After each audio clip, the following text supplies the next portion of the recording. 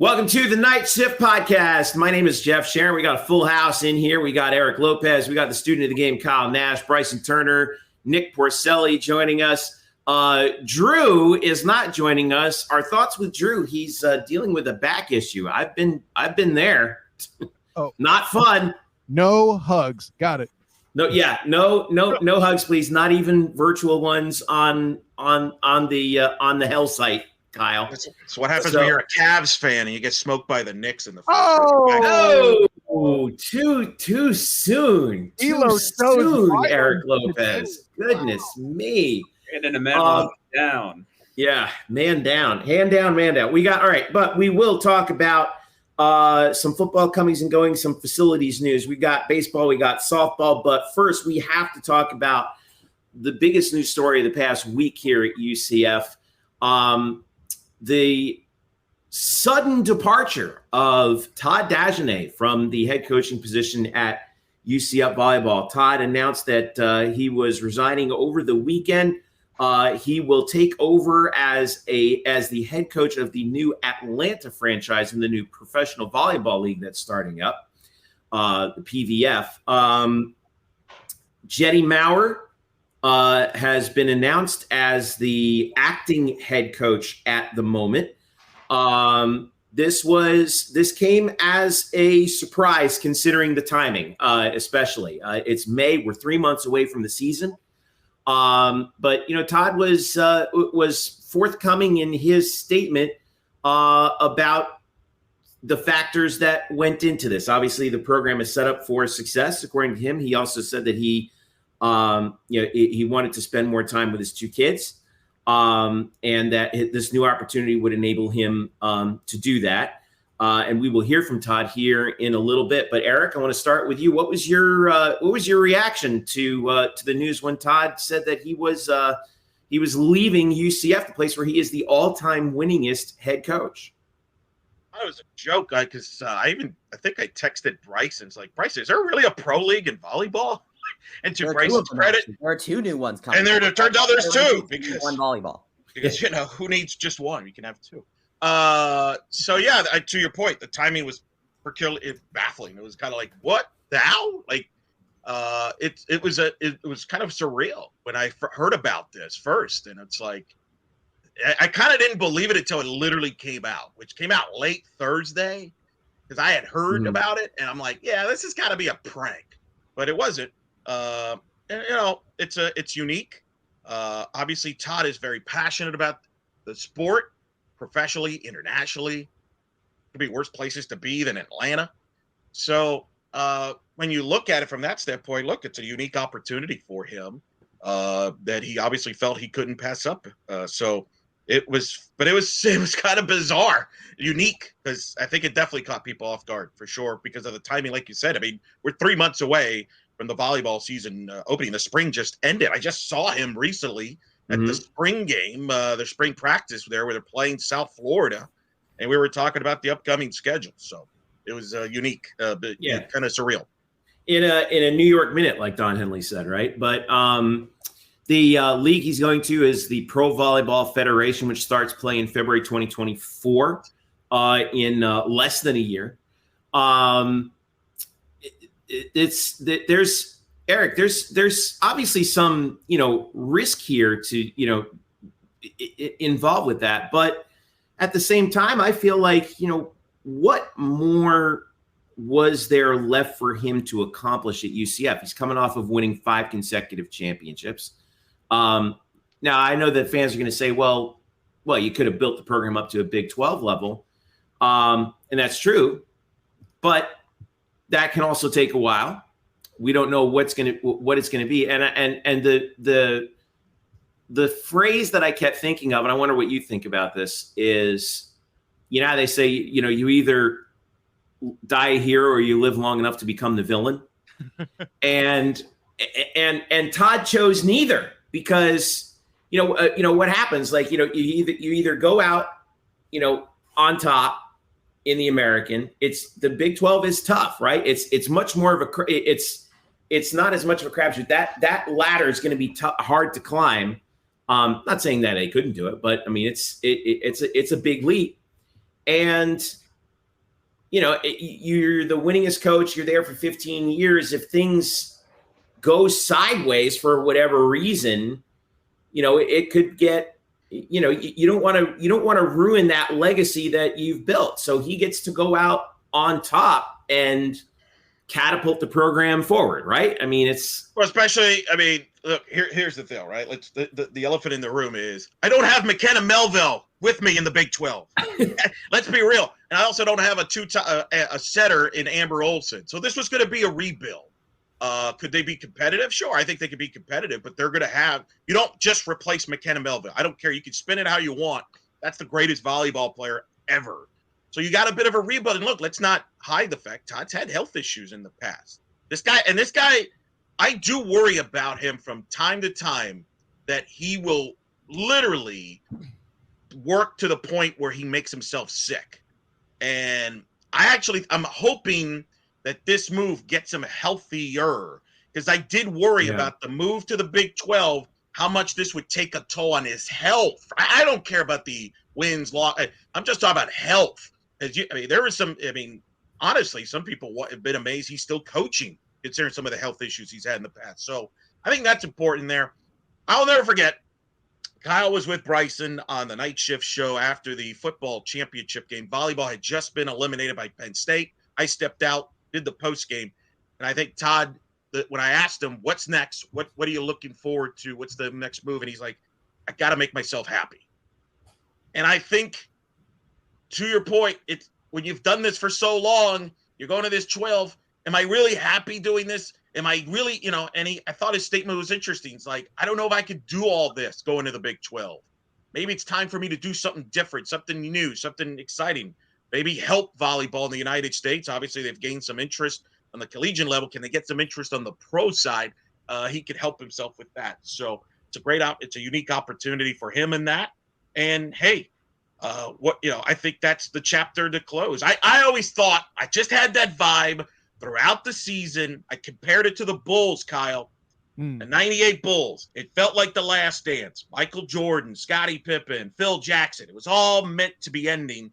And I think that's what we saw here. And that's, with McKenna, Amber Olsen, Todd, it's the last dance in a lot of ways. And it was a great run, a great era of UCF volleyball. And now they're going to go to a new era in the Big 12 with a new coach. Yeah. It's still shocking. But I was able to snag Todd. We're recording this podcast on Wednesday, but I got in touch with him Tuesday night to talk about it. And here is my interview with now seems weird to say, former UCF volleyball head coach, Todd Dagenais. Hey, congratulations on new endeavors. I know it's going to be different. That's for sure. This is one of those things that when it starts to really hit home, you start to think back and you start to look at those 15 years and really appreciate the experience that you were given, and to have a great career at a wonderful institution, and be able to put myself in this position where I can, make a life change at this point in my career. When the news broke, it was pretty sudden, but you released this wonderful statement, I thought, that, we've seen like a gazillion statements, from coaches and players, and a lot of them seem formulaic. This one was really genuine to me. And you said, I wanted to highlight one particular quote. I'm retiring from college volleyball because I've missed far too much time with my children as a father. They need a more present dad. The next stage of my life will provide a great deal more opportunity to work the sport I love at the highest possible level, while giving critical time back to me to use with my family. You went into an extended thanks to all the people that we both know. What are you going to miss the most, do you think? I know it's still early. What are you going to miss the most? Just the day-to-day interaction with the staff, the ancillary staff, walking by John Whitford's room and saying, "Hey, Whit," every single day for 15 years. Yeah. The amazing people that we've had come in and out that have gone on in their careers. But I think more than anything else, I'm just going to miss the athletes. They worked so hard to make UCF a nationally known institution, not just on the volleyball floor, but in the classroom. They're known as being a volleyball program. And that was their dedication and their effort and their commitment to excellence that really allowed that to happen. The coaches just kind of provided the pathway, but it became the culture, it became the tradition, and every freshman group that came in was indoctrinated into that tradition of what UCF volleyball is and what it stands for and how you're expected to perform while you're under that banner. And I'm gonna miss that. I'm gonna miss the people more than anything else. I'm gonna miss the relationships.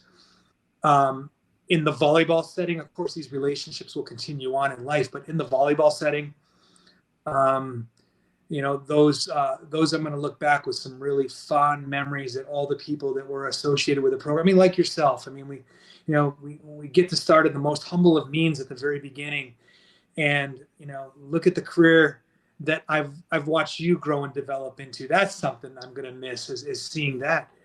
And there's so many people that are along those lines, and so really for me, it's going to be the people. It's going to be the people that had an impact on my life day to day, had an impact on my professional career, made me smile, made me laugh, made me angry, made me frustrated. There's not a single emotion that I look back on with regret. Life of a coach, right? It's right. A range of emotions all the time. If you could relive one match from the last 15 years, which one would it be? Well, I think everybody would say, one of the wins over USC, or somebody might say the big win over Cincinnati to go to the NCAA tournament, or the win over Houston this past year, the win over Illinois, the several, not several, I guess I would say, a nice handful of wins over Florida State and Miami. There were a lot of memories on the floor, but looking back, honestly, I will tell you the very first win of that 2008 team beating the defending conference champion Tulsa after going 0 for the conference season the year before. I think that still will remain as the most memorable experience, is the look on their face and the feeling in their heart after winning a match, but not just a match, a conference champion getting beat on their floor. That's something that stuck with me for 15 years. Yeah. Tyler Henderson, by the way, still playing at Tulsa, I think, even after all those years.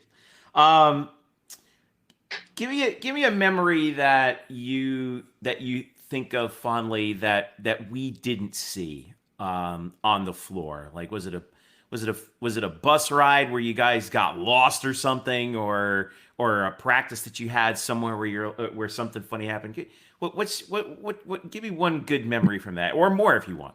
Yeah, the first one that comes to mind probably is the surprise of practicing at the national team training facility before we played UCLA at the in that regional out in Westwood. The look on their face when they had a chance, and then Coach Dagenais came out of his office down to the floor and just started watching practice and started talking to people, just like he was part of the group. And I thought that was really an exciting moment for our student athletes. That's one of those that stands out. There are so many things. We've had so many characters and so many funny players and so many inside jokes. You go all the way back, and even that first team had such a spirit about them. They weren't broken, and they had been through as tough of a 2-year stretch as anybody else, but they weren't broken. And you think back to Aaron, and you think back to Jenny Heppert, and you think back to those teams and their character that they had, Kristen Fisher, and I think back to how they really set the stage for the future. They didn't get to enjoy the future, but they certainly got to enjoy the stage that they set for the future. And then that next group to come through, get not only a great athlete, but a superhuman personality, and Delana Sarden and Kayleese Green. And there were so many players through that stretch that really said, okay, it's up to us to make this the standard. And that 2014 group really did that. Just some aha moments. Anne-Marie Watson figuring out that she was really a big-time volleyball player. Watching McKenna Melville in the 18 Open National Championships, not playing libero, that we recruited her for, but being 3.5 or 4 inches taller, playing outside hitter, and going against the number 1 recruit in the nation in the 18 Open Finals, point for point, swing for swing, calling back and saying, I think we lost our libero. She's now our 0-1, or now she's our 2. So I got some good news and some bad news, right? And there's just been so many things that really make it such an enjoyable moment that there's just too many. You put me on the spot. There's just too many I'm forgetting some of the best, I guarantee you. But really, the whole 15-year ride, every week, every day, there's something else that made me smile and made me feel alive, that made me, want to come back to work every day, that made me want to work killer hours for them. It was the people more than anything else. It was the people that are those memories. Tell me about this opportunity now. It's with it's with an upcoming pro volleyball league that's coming in 2024.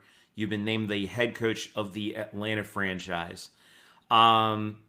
This is something that's been kind of brewing for a while, but it feels like the time is right in the United States for a professional volleyball league, especially considering how much the sport has grown at the college level. You have a large number of players who obviously would play professionally overseas, many of whom you've coached. But now they get the chance to stay home. So tell us about this new opportunity, this new league, and how it came about for you. Well, this is a different league. We've tried several professional leagues in the United States that haven't made it. The business models weren't always exactly what you'd want. This is a true, real professional model.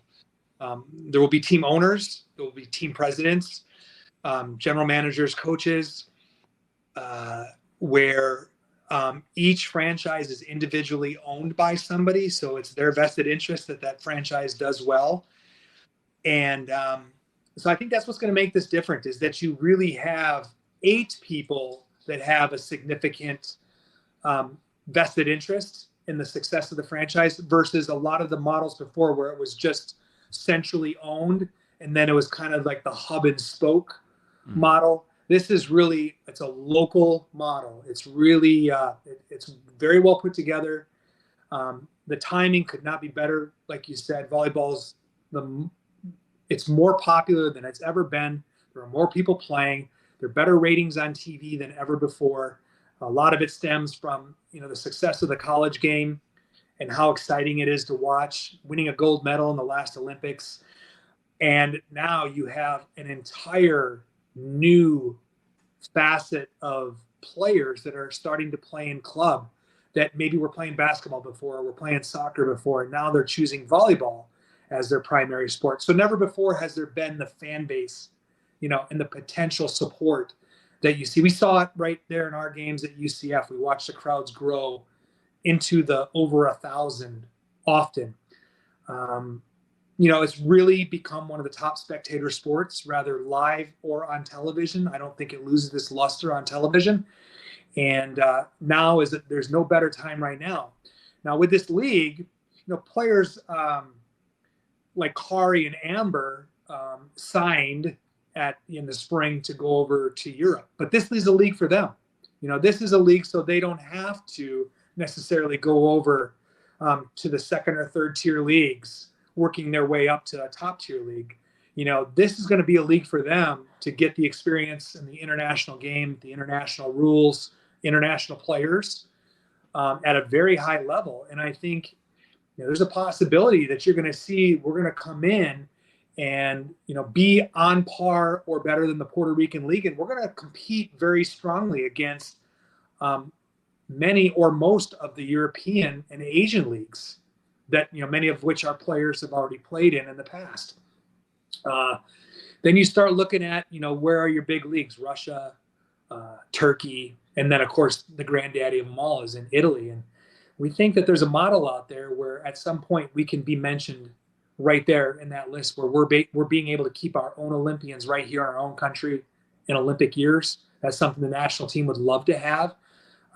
Maybe you're going to end up seeing someday a United States league where, Olympians are choosing to play in the United States because of the benefits of playing in the United States. I would hope so. And as someone who, has followed the game, ever since I was a freshman at UCF, I think in particular in recent years, there's more of a push for,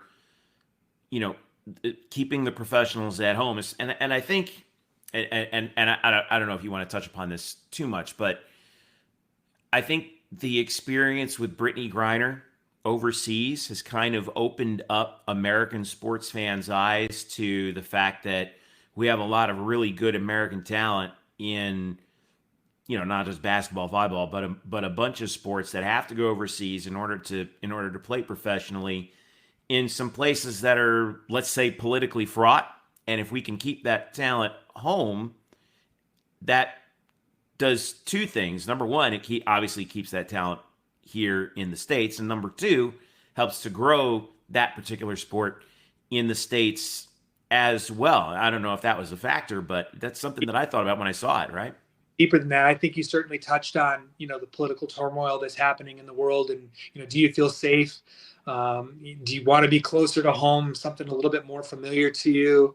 And maybe not so exposed as you might feel going to a country maybe that you've never been to. But I think it goes deeper than that. I think it goes to a lot of these U.S. college athletes that are playing over there. They're used to a certain standard of nutrition. They're used to a certain standard of mental health, therapy, sports medicine, doctor care, things like that. And they're finding when they go over to a lot of foreign countries, they're not getting the same standard, not even close to what they're used to. And so now we're talking about starting a league where they're going to have that same, bubble around them to help them grow, help them develop, do so safely, be paid well, and play professional volleyball. Where now a lot of, where you have to go to another country to play against international players, the international players are going to start coming to the United States and playing. Mm-hmm. And that's truly going to give them that international feel. But then they'll get the chances to play overseas, with certain travel teams or things like that. There's going to be more opportunities for them to play with the national team. Obviously, my goal for Atlanta has become a pipeline back and forth from our gym to the national team gym with our relationship with Coach Karai and his staff. And so I really think we're building this the right way. I mean, this did not just happen automatically. This has been in the works for a while. And as I start to learn the history about it, the more impressed I am with the people that are running this and building it and setting it up for success. But there's a whole lot of factors that players from all over the world are going to want to play in the United States versus some of these other countries. What's been the reaction from friends of yours in the volleyball world, from former players? Have they reached out to you? What have they been saying about you taking this next step? I think, at least they're kind when they text or when they send a message or something like that. They seem genuinely happy for me. They seem genuinely happy with the work that we've all done to put the program where it is right now. It's as healthy as it's ever been going forward. They're grateful and thankful for that. They're thankful that they're an alum of a program that's a top 20 program. And they're genuinely, a lot of them expressed gratitude to the time that we had together. And a lot of them expressed excitement for me. And knowing that there's always been a part of me that's been with the national team and been in the professional game. And this being an opportunity to go and realize that dream and again, build a professional league from scratch that'll be a benefit to all of the NCAA players and some overseas as well. And so it's I think they see that opportunity. They know that I have a passion for building. And I think they know that I really want to be a part of this, giving not just young women that come to UCF, but young women that are going anywhere, an opportunity to play in a real professional league. Let me ask you about if you addressed the current team and your assistants and how and what was their reaction? Yeah, this all happened real fast. it happened within a week. It went from not even being thought about to being a reality. And so, yeah, obviously the first communication is, the administration and having the appropriate conversations with them. And then, once the decision was made that I was going to take on this challenge, talking to the staff and then having conversations with not only the returning student athletes, but the tougher conversations were even with the incoming recruits that we had spent, all that time recruiting, and they have a certain in their mind, what they're coming to, and that's now changing on them. And, that's something that you have to deal with very carefully. But I think they're excited. They're happy for me. They're excited that Jenny has this opportunity to lead the program right now. And I think they're still excited for the future of UCF volleyball as much as I am. Yeah. When you look at where the program is, I mean, you've won. I mean, I've said this to others before. It's there's that old saying about how, you either die a hero or you live long enough to become the villain. And you managed to avoid both of those in going out on top, which, as you know, and from all the people that around volleyball, not everyone gets the chance to do that. You go out winning 5 straight conference titles and setting up your program that you built from the, let's face it, the bottom of Conference USA to the Big 12. So when you look back on that, how do you view the future of this program that you have now sent on its way? Yeah, I have the highest hope, and we had a very successful spring against the top teams in the state.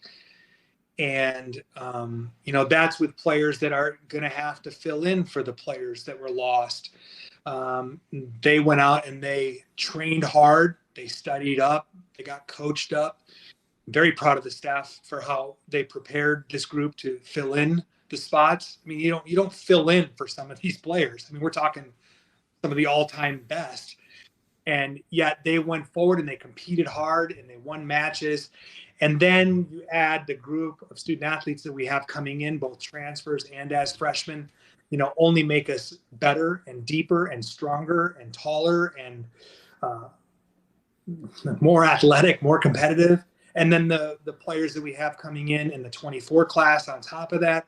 So I look at the future and I say there's no reason for it to change. Sure, the very tip of the iceberg might be chipped off, removed, and somebody else might be at the tip of the iceberg, but that doesn't mean that the program changes at all. I think the expectation is you continue on the mission, you continue with the culture that was set, you continue driving to win championships and exhibit championship behavior, and go out there and be as competitive as possible and represent the opportunity that UCF gave you to participate on a national stage. Yeah. It's what a ride, man. 15 seasons, 6 AAC championships, 6 tournament appearances, 308 wins, the most ever in the history of UCF volleyball.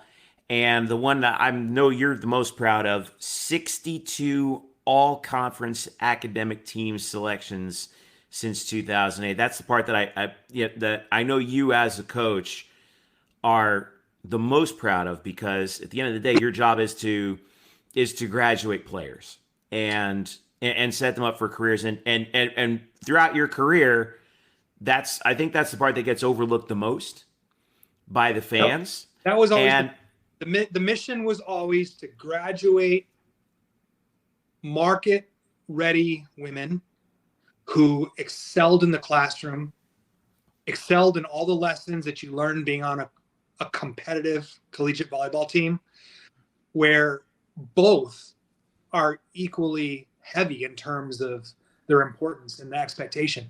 So you graduate them in 3 years with a bachelor's degree, then they go on and they get a master's degree. I mean, I don't know if people know that, almost 90% of our players or higher graduate with master's degrees. They are ready for the world.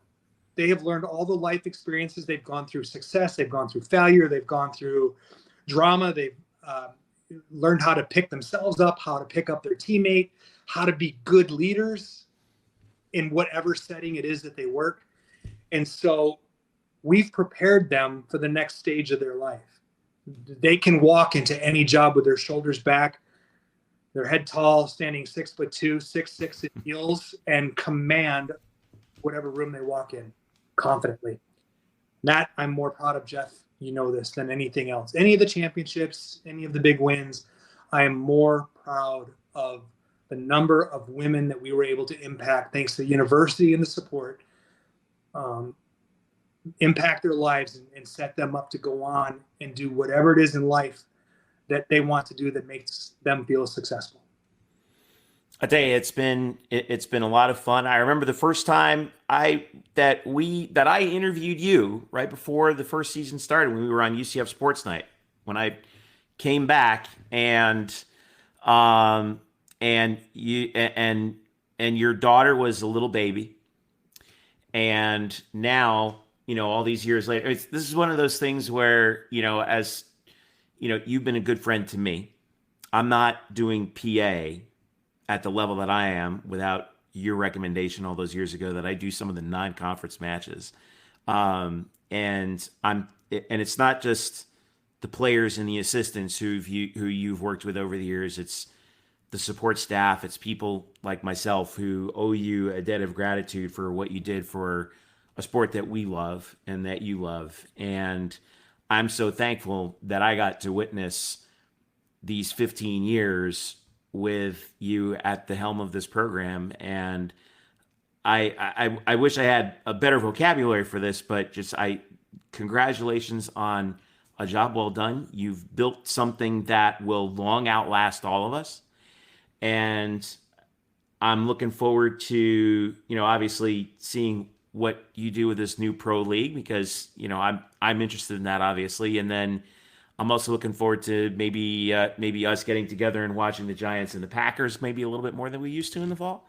So, Jeff, it's funny how life brings a confluence of pathways, and this sport and this athletics department brought us together, it's been a great run, and by no means is it over. It's going to change. That's all. It's just going to be a little bit different. I'm still getting used to that terminology. It's not over. It's just a change. Talent rises to the top. Nobody gets anywhere in life without having the talent. You just have to have a push from the right person. I had Keith Tribble believe in me, somebody who took an assistant coach and saw some hope that maybe this assistant coach might be, a good representative of his athletic department. And then all the mentoring and all along the way that I received from people within the department and outside the department, fans, boosters, friends of the program. And,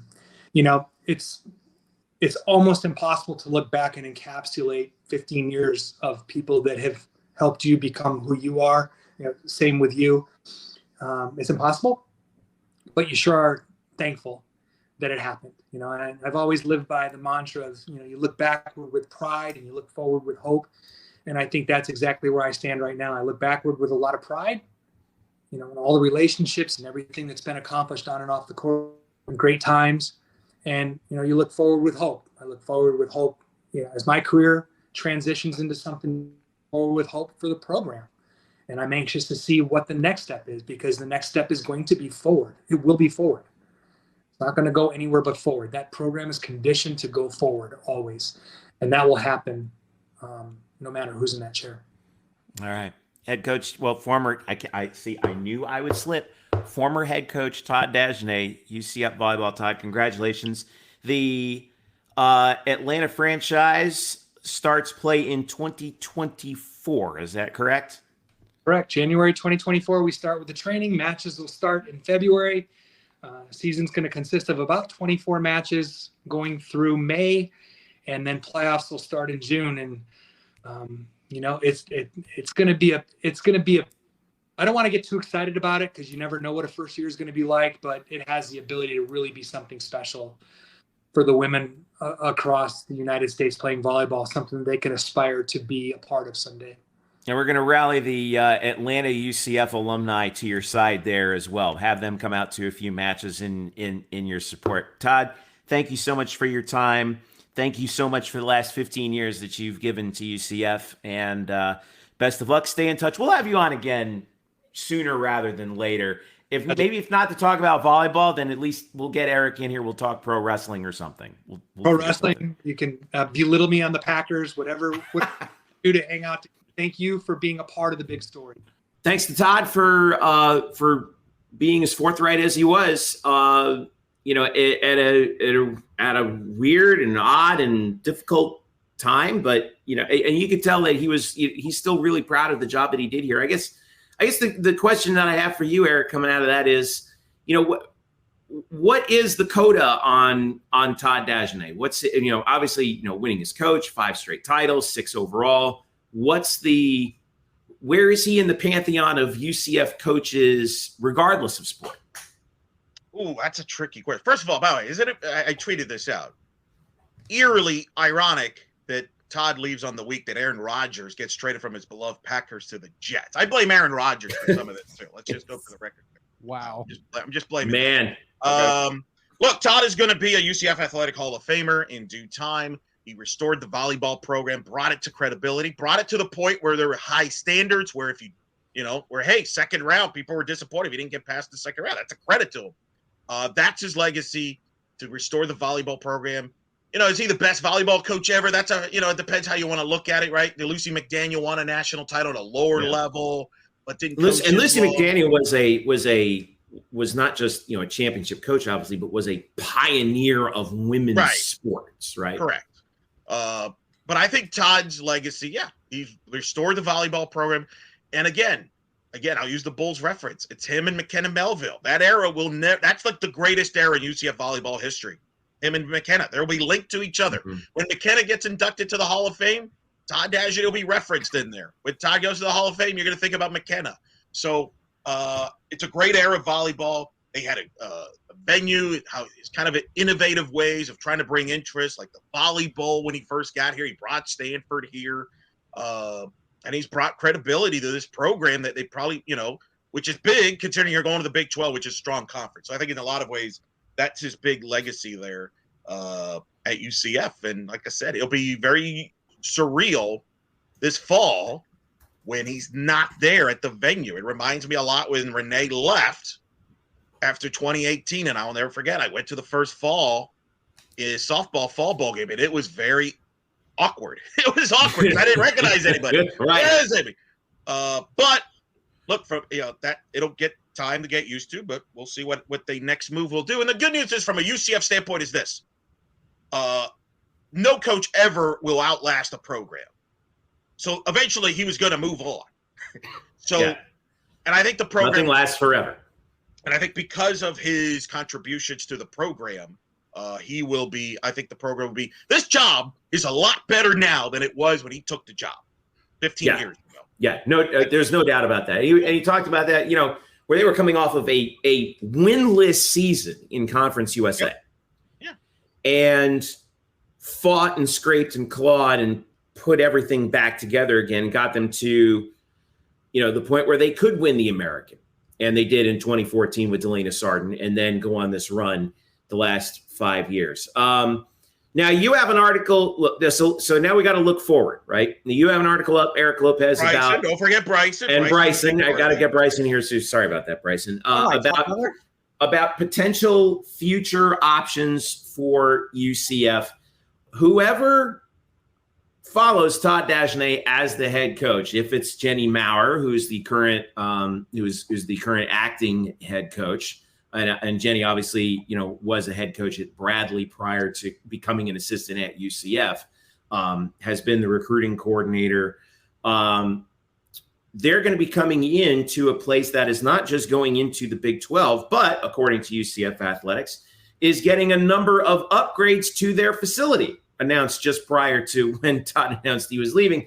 There's some updates to Addition Financial Arena coming, obviously, along with that. New court, some suite enhancements, some lighting stuff, interior paint. But at the venue, renovation of training facility, Addition of LED video board for volleyball. Oh my God, that's going to be awesome.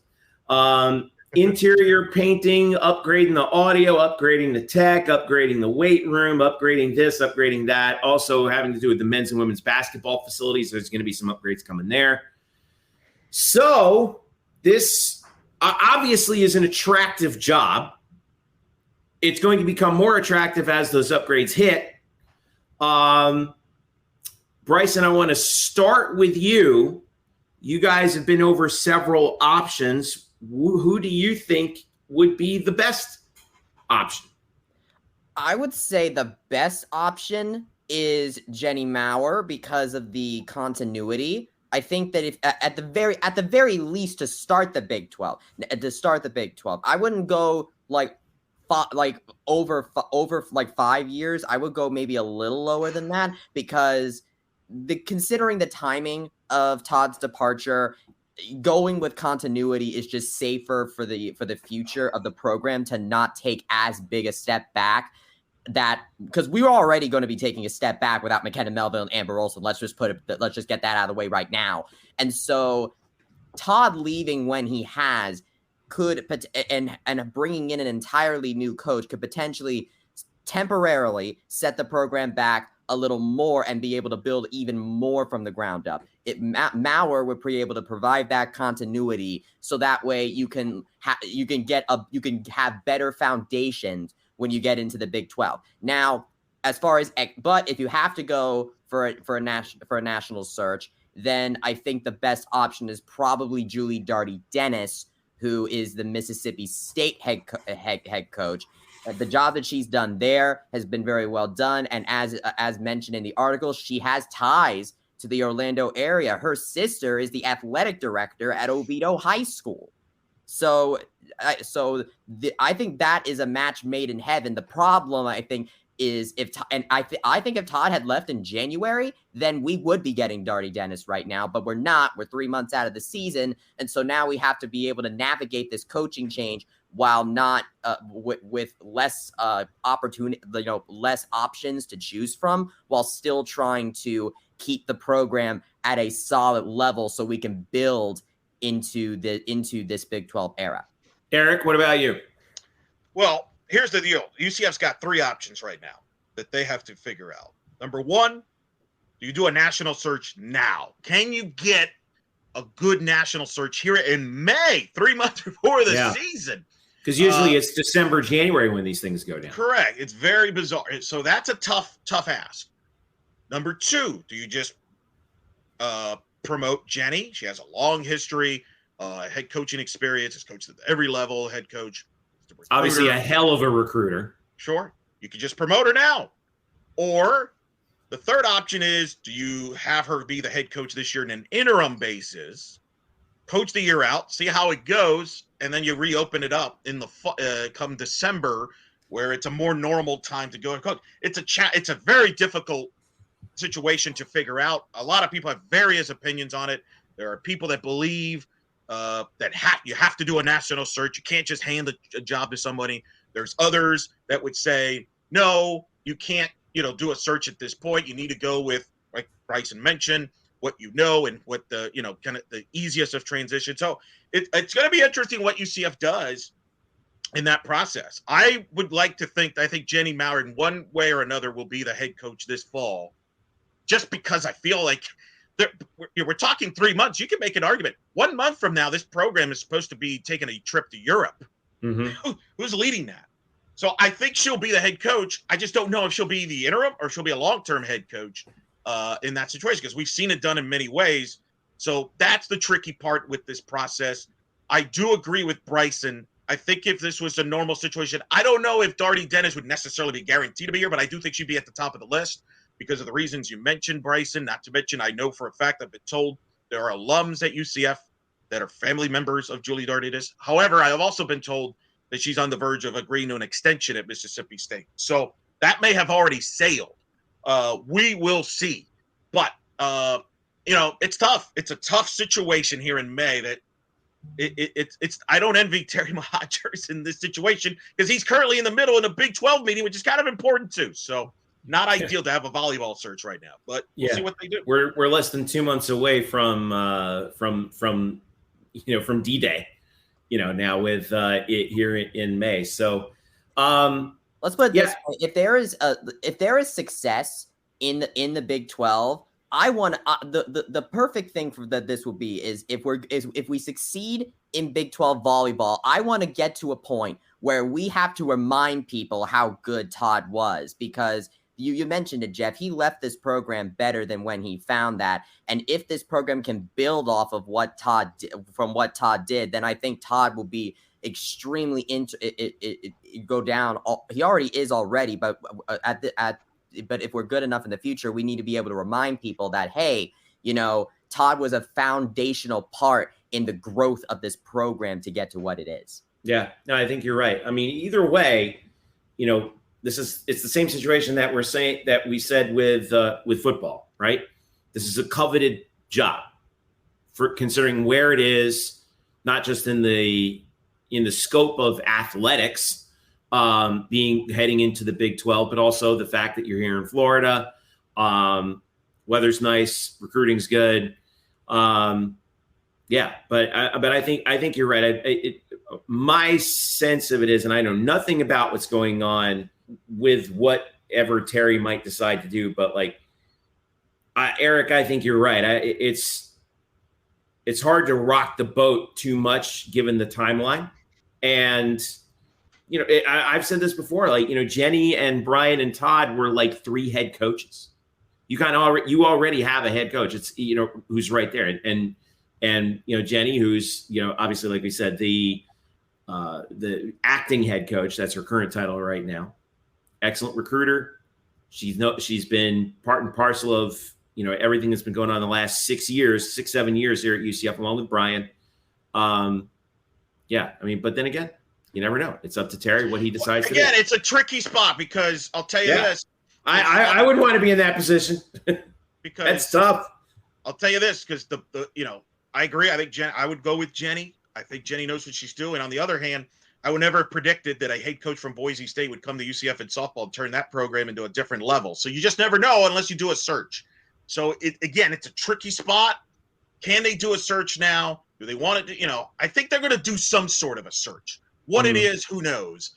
But we'll just have to be patient and see how this plays out. And here's the other thing: if you hire a new head coach, who's going to bail now on their current job? Right, that's the challenge. But the calendar is tough. If this would have happened in the normal off season for volleyball, it'd be a different story. I think they would be a big search. I think there'd be a lot of candidates. I agree. There is an X amount of candidates that will not jump this late because you're basically throwing away. I wouldn't say throwing away next season, but it's a big transition adjustment period time there. Yeah. So that's tough spot.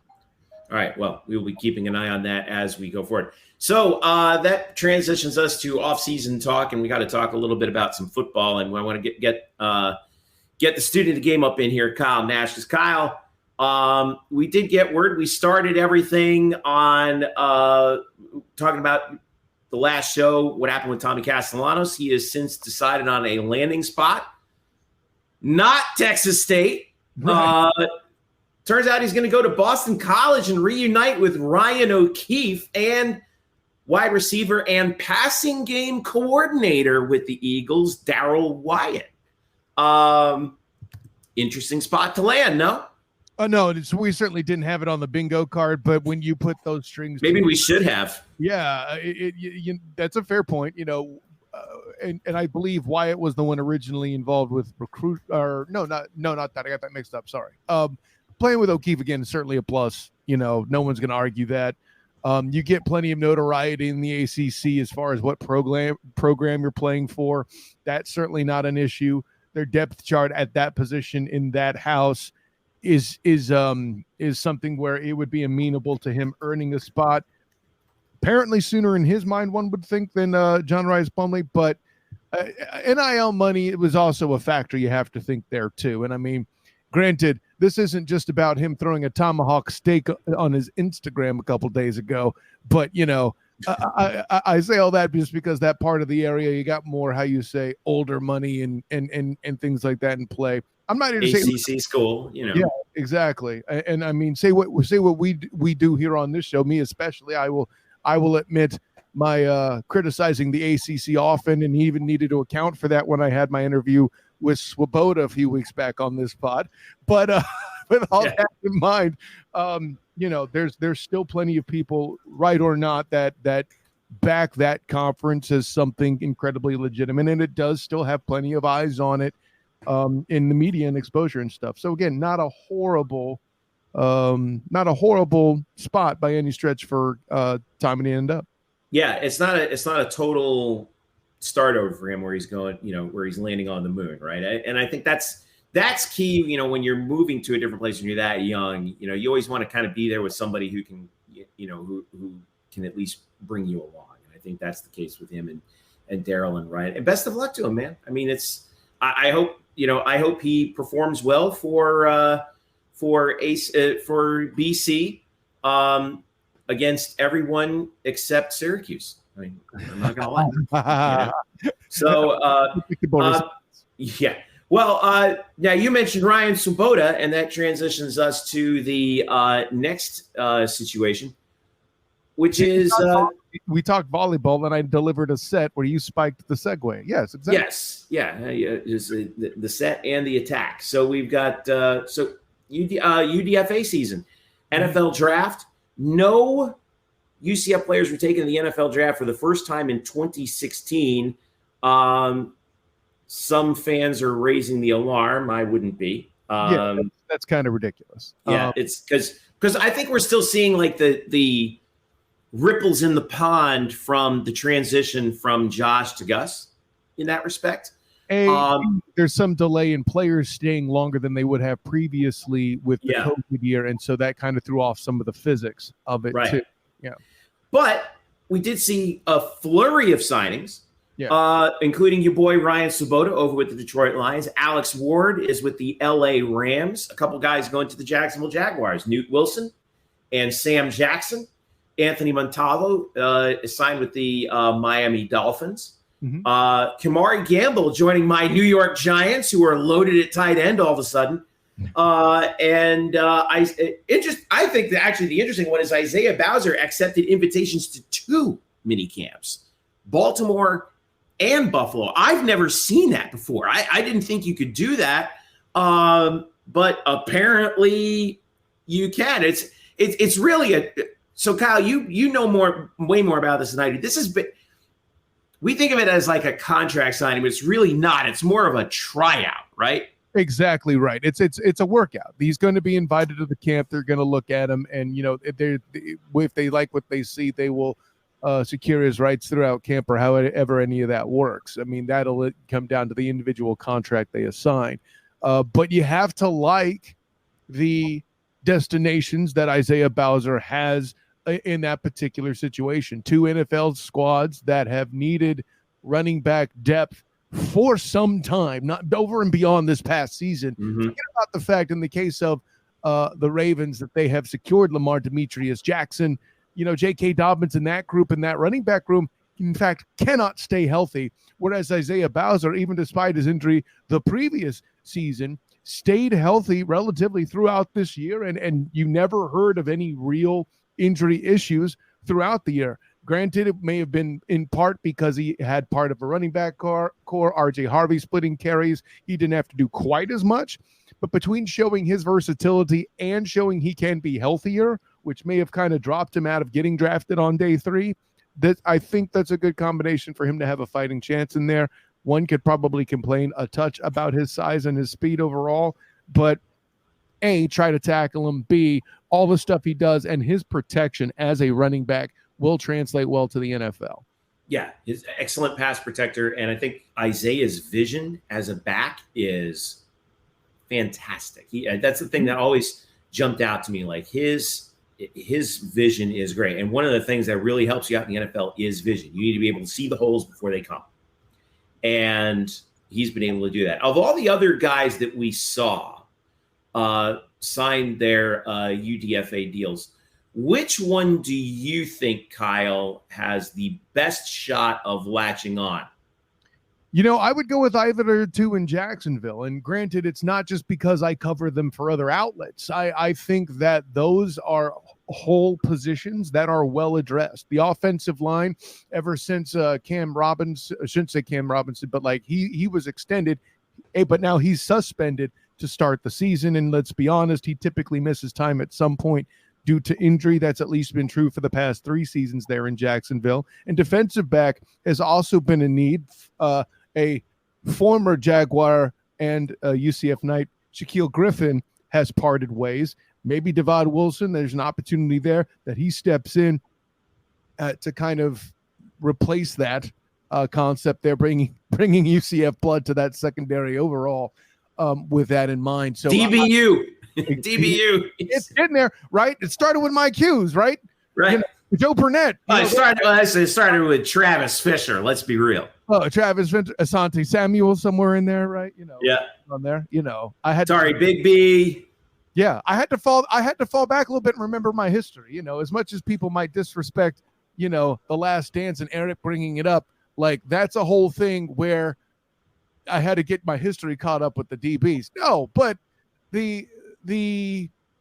those are the best landing spots just because I think the need fits the best in that particular instance. I don't dislike Ryan Swoboda's chances, but it's going to be a little harder to break in that group. That's kind of part of the offense that was a bit more, stable in that.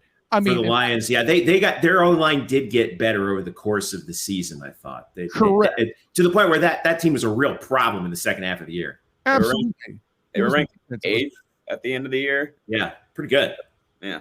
And then, and I can also, I picked the more difficult one. The easy answer, and certainly the one that Drew would have if he were here to get better, Drew, is obviously Alex Ward. That dude's seeing the field. I don't think that's a question. I'm with you, Kimura. I don't really like Kimura's chances. I like that he's working out. He might get a practice spot. But, I mean, to your point there with your Giants, I think that is it's going to be a tough place to break into. Yeah. And Montalvo in Miami. He's the fifth guy, by the way, playing tight end for the Giants. They're all 6'4" and 240 pounds. They have a type. Yeah. But in Gamble's case, I think he has enough speed to where he's a pretty good special teams threat, so he may sneak his way on that way. Mm-hmm. And Montalvo in Miami is interesting because Christian Wilkins has had that defensive tackle spot, and moves a particular way that a lot of guys in his position don't. I'm not going full Aaron Donald good, but Christian Wilkins is probably the most underappreciated Dolphin on the roster there, and he's been a hit ever since he's come in from Clemson. But where that helps Montalvo is he would be a good depth pickup. I mean, this is the kind of stuff.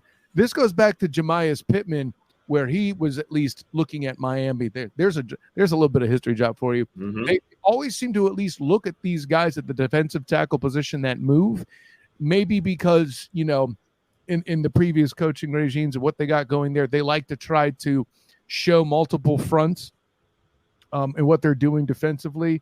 So that's what kind of intrigues me about Montalvo is if they're looking to be able to come out with a 3-4 package, he could be kind of that 3-4 end. He's fast enough for that.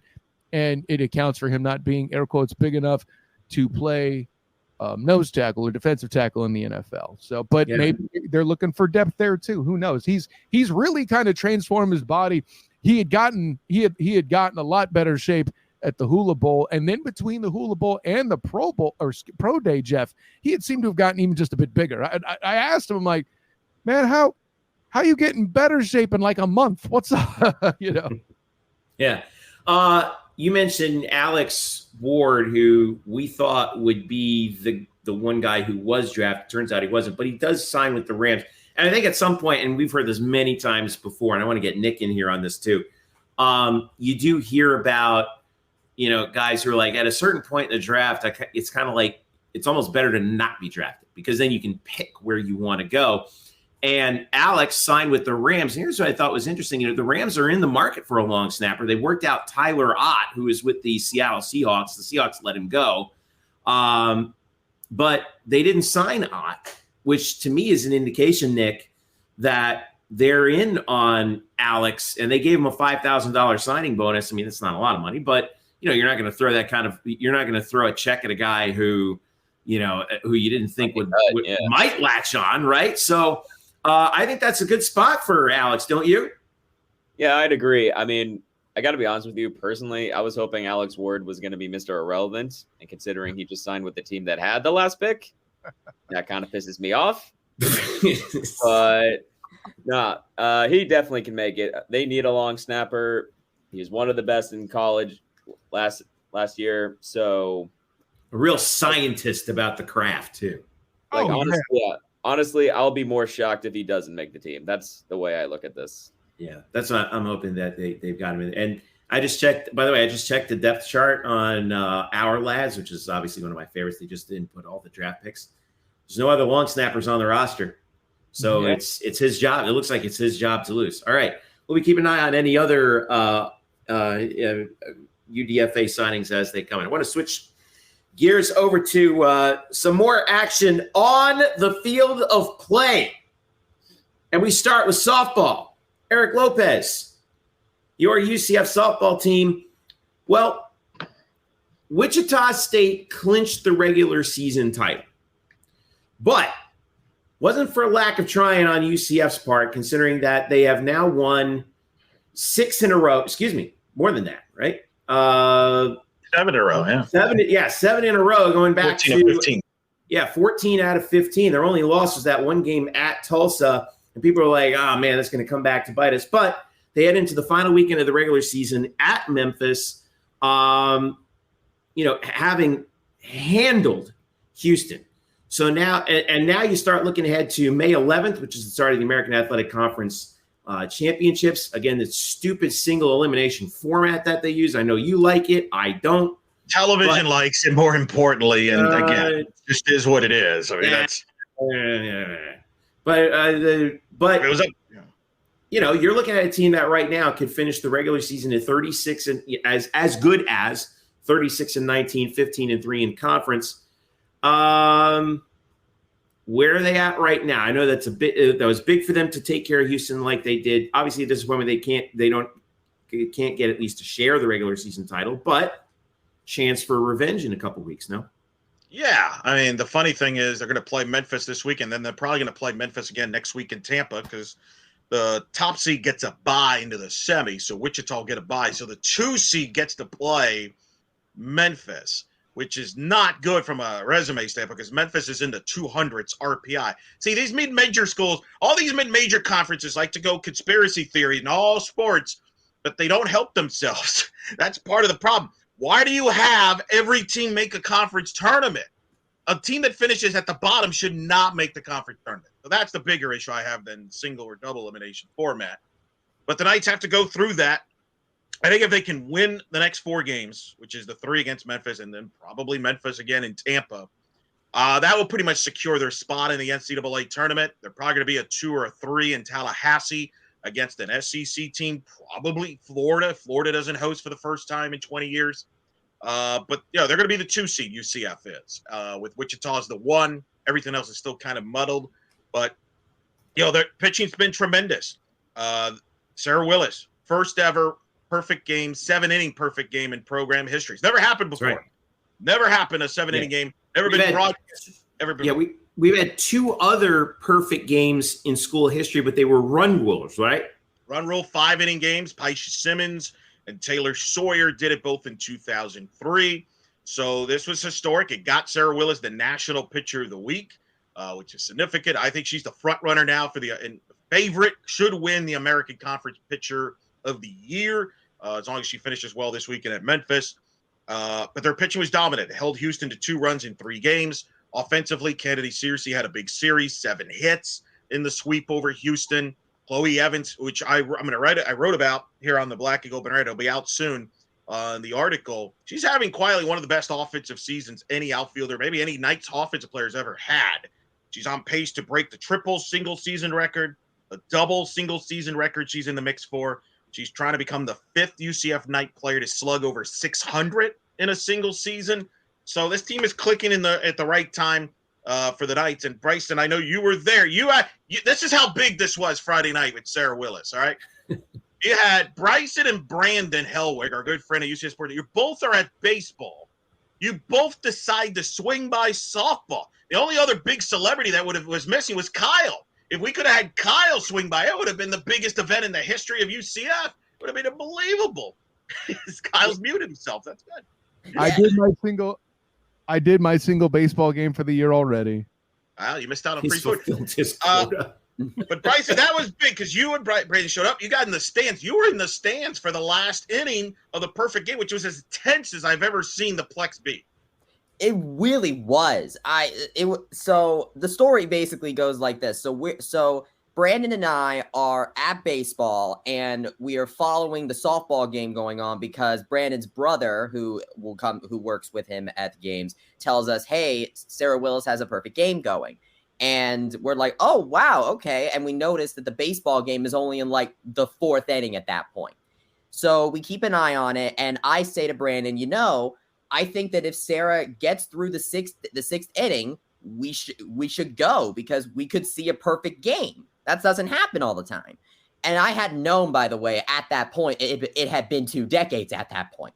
So so Sarah Willis gets to the sixth inning, baseball's in the fifth, and we're thinking, okay, we are pretty sure that we can go see this perfect game, do post game at softball, and then swing by baseball before the game ends because baseball is just that slow, which is why softball is honestly a really cool sport in that way. Baseball can learn a lot.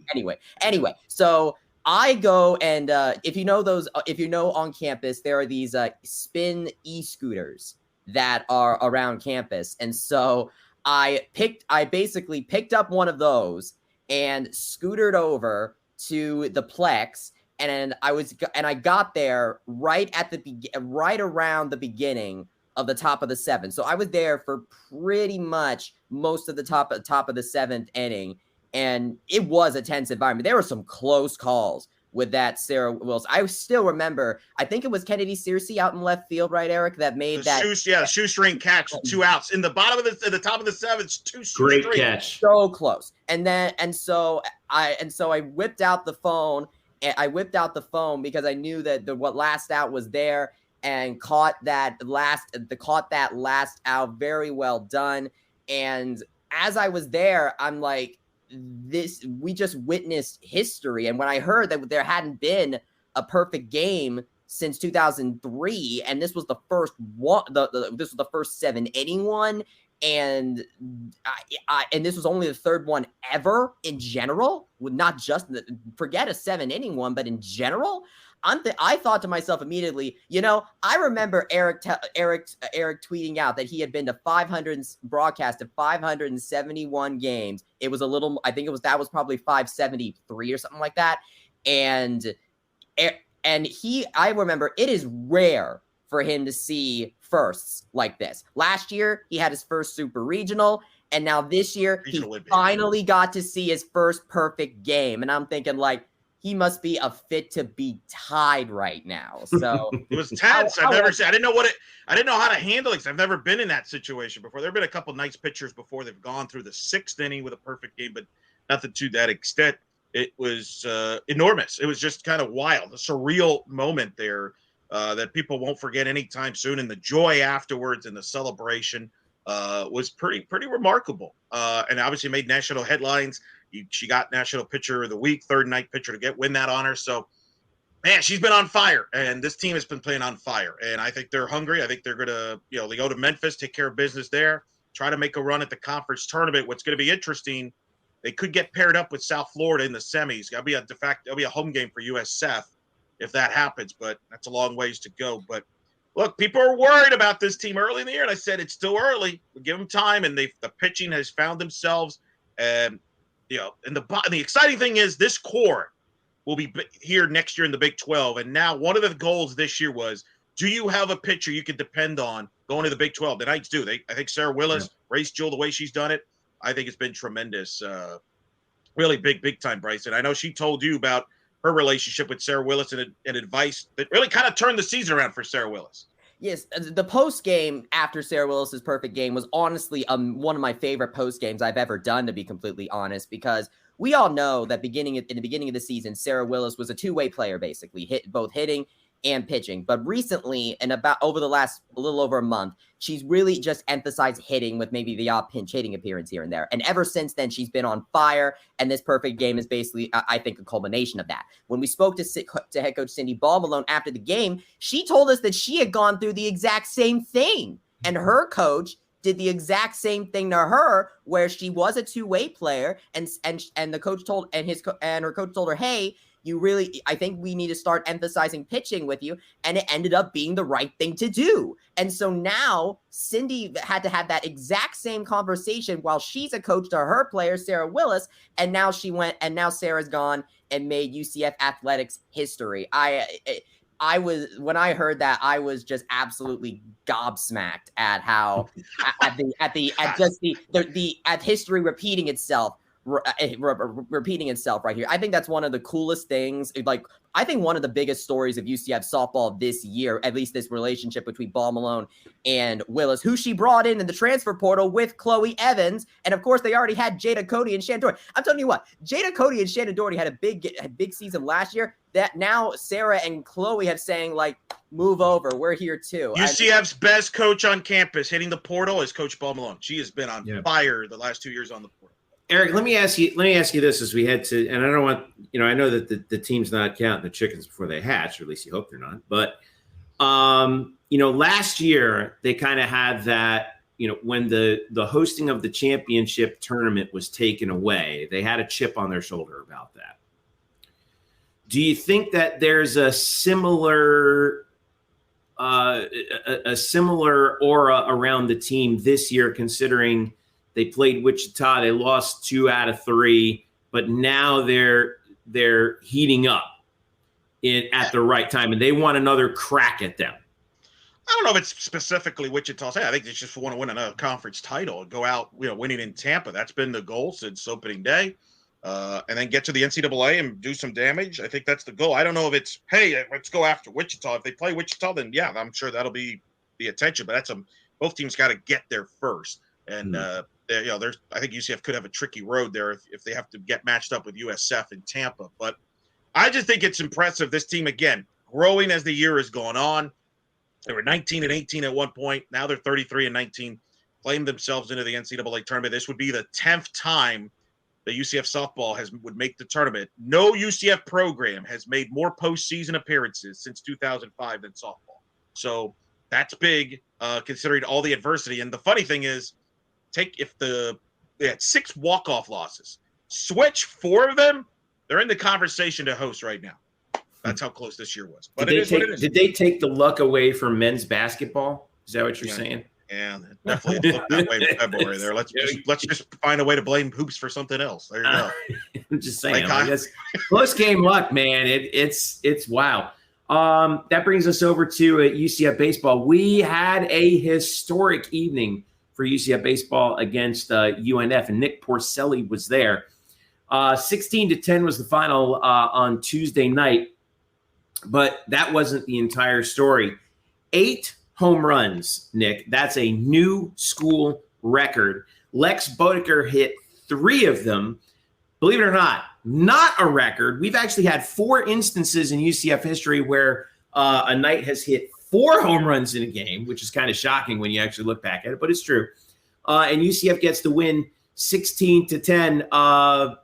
Everybody was digging the long ball last night, weren't they? Yep. One inning in particular, I think they had 3. It just seemed like the ball was always going over the fence, and that was pretty big. The team got off to kind of a slow start. Like, they were losing 3-0 going into the bottom of the first, but then they just started ripping them, and they just never gave up the lead. And that wasn't the only record they set last night. They also broke the single season record for most total home runs. The previous record was 77 or 78, I believe, which was held by the 2020 squad, 78. Thank you, Bryson. That team did it in 55 games. We're now at 83, and we did it in 44 games. Wow. That is very impressive. Yeah. Most importantly, I mean, they did get the win here. And that's after, a weekend where they lost 2 out of 3 to Houston in 3 close games, including the two games they lost, one was in 10 innings. The other one got shortened to 8, 12-9 loss. But, again, it's situation normal where UCF still has to win the conference championship. 25-19 overall, 6-9 in the conference. Obviously not fantastic, but this is kind of where we, you want to at least have, it looks to me like the bats are all set for the upcoming conference tournament. The only question is, can the pitching do that? I mean, giving up 10 runs to UNF, not exactly what you would want though, right? Yeah. And Coach Lovelight even said them in the post game. They've got to improve on that. But I wouldn't be worried about the offense. And that was a good win for them to have, especially because they're about to go on a pretty long road trip. Like, I don't think they have a home game for another 2 weeks. Yeah, their next home game is May 16th. That's right. Yeah, they're up at Tulane. And real quickly, I feel like we need to bring this up too. Thank you for bringing this up, Bryson. In the previous game before yesterday, they broke another home run record was broken. Ben McCade is now the UCF home run king. He blasted his 44th, I believe, of his career. So, that was 44. So, yeah. Past Chris Duffy and Bobby Kaiser for the all-time home run king. What's crazy is he tied the record Friday night. What was it? Within 30 seconds of Sarah Willis throwing the perfect game? Because you told me about it, Bryson. I went back home and rewatched the baseball game. So I was watching the telecast, and they were showing Sarah Willis's perfect game screen by screen. And then 30 seconds later, it seemed like McCabe hits the homer to tie the record, and then he breaks it in his first at-bat on Sunday afternoon to become the new home run king. So that's kind of wild that Friday night there with McCabe and Willis there within 30 seconds making history. Imagine my reaction when I'm looking at my phone. I see Ben McCabe hit it, and I'm like, he tied the record while we're over here? Like, oh my gosh. It was a night. It was probably one of my favorite nights of the calendar year so far. Eric, what does this say, though, about the offense? Because, like Nick was saying, they're smashing these home run records with, 10 games in advance of the teams that previously had it. And we still have 15 games to go. Yeah, it tells you it's probably the best power offense they've had ever, UCF baseball history. Obviously, they've broken the records, top to bottom they hit. They're explosive, and that's why they got a chance in the conference tournament. If they can just get some consistent pitching, because I think the back of the bullpen, they're in good shape now with Victor and Kramer there in the back end. I think Lovelady's kind of like that bridge. If he can get some decent quality starting pitching with this offense, they can make a run in the American Conference Championship and win that automatic bid, which I think is wide open. This league is wide open. There's not a clear-cut team. And in a double elimination format like the American in Clearwater, you're going to need offense. You're going to have to outslug people, and I think this team's capable of that. They can. So can they build that momentum moving forward? They go to Tulane, and then they have this long 8-game road trip. They just got to find some answers pitching because we're running out of time, boys. They got to get some answers on the pitching side, and hopefully soon. Softball has found answers. Can baseball find it soon? Well, they're 5th in the conference right now overall, 6-9 in the league, but they are 2 games back of Cincinnati, despite the fact that UCF is above 500 overall and Cincinnati is below 500 overall. UCF right now with an RPI of 127. Who would have thought this at the start of the year? Wichita State and Houston are tied atop the league at 10-5. ECU's a game back at 9-6. So it's just like you were saying, Eric. This thing is still wide open. Even when we get to Clearwater, this thing will still be wide open going forward. All right, I want to get Bryson in real quick because we got to talk about some postseason invitations going out. Let's start with tennis, Bryson. We saw the rather disappointing conclusion to the regular season for both men's and women's, but we were still awaiting postseason on the women's side. Where are they going, and what's the latest on also Marie Mattel? So for the first time since 2002, the women's tennis team is going to be going to Gainesville for their first round matchup of the NCAA tournament. And this is very interesting because their first round matchup is going to be a grudge match against Georgia Tech, who the team lost to back on March 23rd, 4-3, when they only had 5 players. This is back like during more of the beginning parts of that stretch at the end of the season where they were hobbled by injuries, and during that Georgia Tech matchup, they had to basically forfeit one doubles matchup and one singles matchup, and the one singles matchup, of course, gives them a point, and they still only lost 4-3. So now, given the amount of time that we've had not seen Stephanie Webb and Jay Tilburger, who I believe those are the ones that have been injured, they have been given. I think now they have had a lot of time to heal up, and if Georgia Tech is going to face a healed up UCF team, then I think we could I think it could be very interesting to see what they can do, and potentially, and if they do win against Georgia Tech, then the next day on Saturday, the Georgia Tech game is on Friday. That on Saturday, if they win, they would face the winner of North Florida and host Florida. So and Florida, I believe, is the number 16 national seed overall. So I think this is I honestly think that because of the slide that they took because of injuries in the rankings, that some people might underestimate this UCF women's tennis team. And so I think that should they come into this tournament 100% healthy, then they could very well surprise some people. And then you mentioned Marie Mattel. She got selected to her second consecutive NCAA singles championship, which is right here in Orlando at the USTA National Campus. That's not going to start until May 22nd because they have to play the team championship first. But at the very least, Marie Mattel will have at least one more tennis matchup for her season, and it's going to be on her home court, which is going to be very interesting to see how that plays. And you mentioned the men, Jeff, but the men will have two representatives in the postseason because Bogdan Pavel and Leighton Cronje were selected for the NCAA doubles championship, which is also, by the way, at the USTA National Campus. This is Bogdan Pavel's third time playing in this tournament, though this is the first time he will be without Trey Hildebrand as his doubles partner, as now he has Leighton Cronje.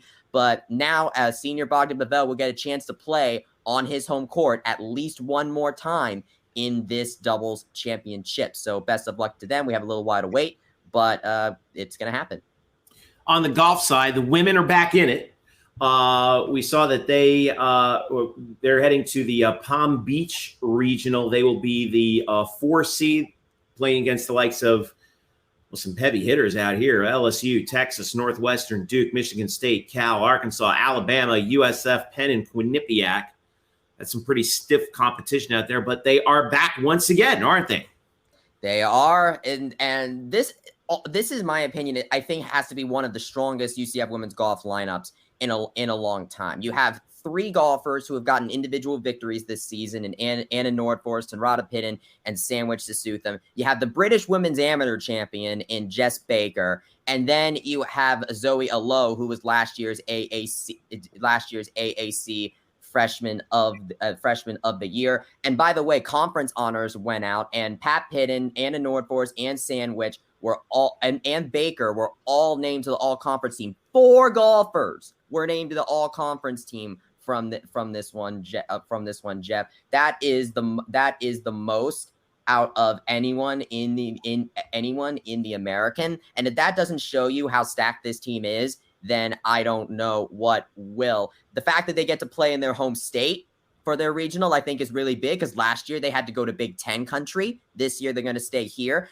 In our interview with Jess Baker and Coach Marin that you can watch on the Black and Gold Banneret YouTube channel, Jess, I believe, mentions that they are familiar with the Florida sand, so the ground is very familiar to these Florida players. And Coach Marin, for as long as I've known her, has said this team is capable of winning a national title. She even said that last year too. And all they need is just to make it to the national championship, and they can compete along the likes with the rest of them. And so I think this will be a very good test for them. It's on favorable ground. I am very interested to see what this team is going to be capable of on May 8th through the 10th. And plus, they get another shot at South Florida. You can actually see on the selection show where you saw them do a horns down gesture. when they noticed that they were playing South Florida again. So we mentioned last week, hey, when are these last War on I-4 matchups going to be? Look at that. Women's golf gets to have one more. It's personal. I keep telling everybody, it's just that personal.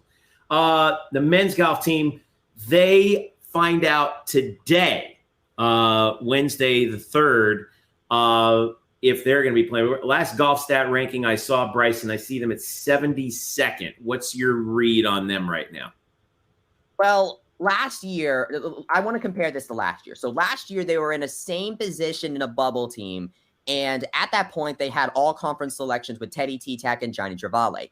This year, the men's golf AAC honor team all conference team is already out. And Luis Carrera was actually unanimously selected to the all conference team, which great job for him. And then Johnny Travale was selected to the team again for the 3rd consecutive time. So they have 2 all conference selections, just like they did last year. And they're sitting at around that bubble spot, because if I count correctly, there are 81 teams that get selected to the regionals. But when you count the automatic bids that every conference tournament winner gets, then that means basically you're sitting right at the bubble. Mm-hmm. So it's basically down to the committee at this point. Maybe UCF might make it like they did last year, because last year they looked like they were one of the last 4 teams in at that point. And so I think this year is going to be a very similar circumstance where they're probably going to be one of the last 4 in or the last 4 out. Now, the good news about that in a way is that if the team doesn't make it, then I would just keep an eye out to see if Luis Carrera or Johnny Travale make it as an individual, because Travale has made it to the regional as an individual before. So if the team doesn't make it, then I would be on the lookout for that. But I think, I would. By the time you're listening to this episode, the information is probably already out, and we'll have probably already tweeted about it at our socials. So go ahead and just check out that, and because we'll probably have something out as soon as we learn more. Last but not least, track and field. Renaya Jones, American Athletic Conference Outdoor Track Athlete of the Week for the 3rd time. She set a new program record of 12.63, and that's in the hurdles, right? That's her bread and butter event, and also set a new personal best in the 100 meters with 11.17. She's peaking at the right time in the final meet prior to the conference. She has not run at that fast of a 100-meter hurdles time since the Olympic trials of 2021, Jeff Sharon. I've said this before, but it's become even more and more true as time goes on. This is vintage Renaya Jones we are seeing right now. I'm reminded of her surge back in 2021 when I'm looking at her right now. Her 11.17 100-meter dash time, she becomes the 4th player ever to run a sub 11.2 100-meter dash. She got 2nd place in the 100-meter hurdles at the East Coast Relays in Jacksonville, 4th place in the 100-meter dash. Beyonce DeFreitas, by the way, finished right behind her in 5th.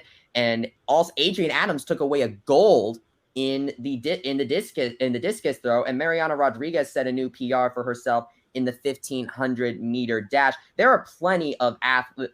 And Deja Lampkin got 4th in the women's 200-meter dash.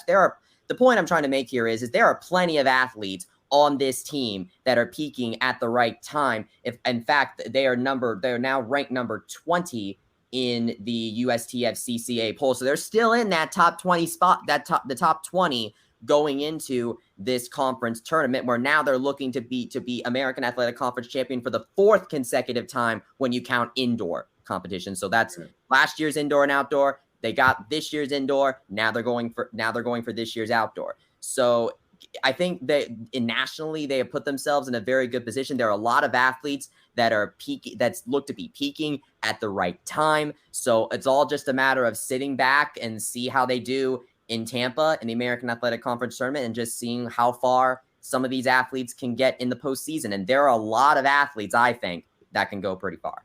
All right. Well, that's Renaya especially. We're coming right down to it with golf, tennis, and then of course, as we're winding down, looking at track and field, because we always end also with baseball, and we still have 3 more weekends of that to go. But and then it's off to Clearwater, and then who knows what's going to happen the rest of the way. So that's going to do it. I think that pretty much covers it, right? Yeah, we've got everything the rowing together. Tournament's coming. The rowing AAC championship is going to be coming up. It's going to be on the same weekend as the softball and track and field. Is that in Sarasota again? Oak Ridge. Okay, yeah, because I remember it used to be in Sarasota, which I was thinking maybe we could send Drew out there, but shout out to Drew, who is get better, get your back better there, man. Come on. Yep. It's no fun, but shout out to Drew. We miss him. Get well, Drew. Thanks to you for listening to the show. Make sure you follow us on socials. We're still on Twitter for the time being. Eric Lopez Elo, it's Bryson Turner, the SOTG for Kyle, Nick Porcelli too, and of course yours truly at Jeff_Sharon. Follow us as well at UCF Banneret _SBN. You can also follow us on other social platforms as well: Instagram, Facebook, YouTube. YouTube's the place to be, man, because that's where big huge props to all you guys for dropping all the post game that we saw from this past weekend. A wild week of UCF sports, and it's going to continue. Last but not least, congratulations, Bryson Turner, on his graduation from the University of Central Florida. Yeah. Thanks. Job well done. And but we can't get rid of you just yet, right? What's the next plans? So I have been accepted into the DeVos Sport Business Management graduate program. So I'm still going to be at UCF for the next. It's a 22-month program, so don't worry. UCF isn't done with me yet. You guys can't see it in the background, but I have my cap and gown hanging in the background, and I'll tell you what, I'm excited. I'm planning on taking my graduate photos tomorrow at FBC Mortgage Stadium, and so I'm just really excited to go through all of the graduate experiences, and it's been a fun time getting my journalism BA, where I'm finishing up some of the last stories I'm editing for the semester. There's still a little bit left to go. There's still work to be done, but I'll tell you what. On Friday night, once I'm in Edition Financial Arena, walking across that stage, I'll be sure to take it all in. And thank you guys for helping me along and kind of becoming the person that is now going to do all that. Awesome. Congratulations, Bryson. Job well done. Thank you for listening to the show. And also huge thanks to Todd Dagenais for joining us here on the show. Congrats on his new job as well. As we're just matriculating all kinds of people off of the show all of a sudden. Well, not off the show. Bryce is still Kyle's here. I missed you. Kyle's here. Yeah. Oh, he came back. I mean, that's the thing with Kyle too. So, all right. I didn't for know. all of us, Listen to baseball, man. Crazy. For all of us here on the Night Shift podcast and Black and Gold Banner at blackandgoldbanner.com, I'm Jeff Sharon saying thank you for listening. Enjoy the week. Go Knights and charge on.